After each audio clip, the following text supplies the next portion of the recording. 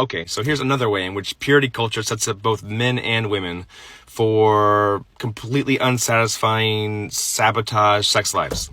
And it starts with the definition of sex. From a Christian conservative worldview, men interpreted scripture to mean sex meant intercourse. And by intercourse, it meant male-female intercourse that produces an orgasm for a male. No information given about how to please a woman. That was not on the agenda. There was a brief period where I thought, I'm mad they didn't tell me. And then I realized one day, oh, they didn't know. They don't know.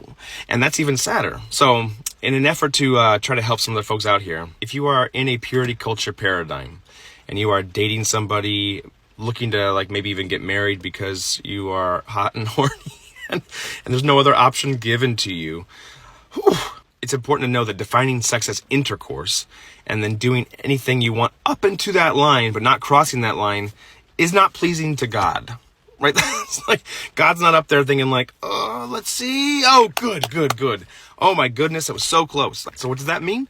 It means that when we act that way, and I did this, I really enjoyed touching my partner and just kind of like rubbing her back and holding hands and like kissing the back of her neck. Stuff that I didn't think was sex, right? Because it wasn't how it had been defined. And then once the marriage vows were underway, like we literally had a person tell us as we drove away, now it's all legal. And what he meant was, now you can have sex, now you can have intercourse.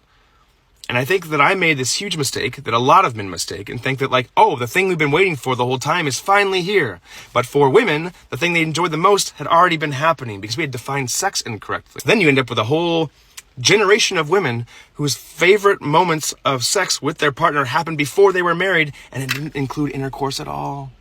And of course, that's not the entire truth, right? Women also like orgasms.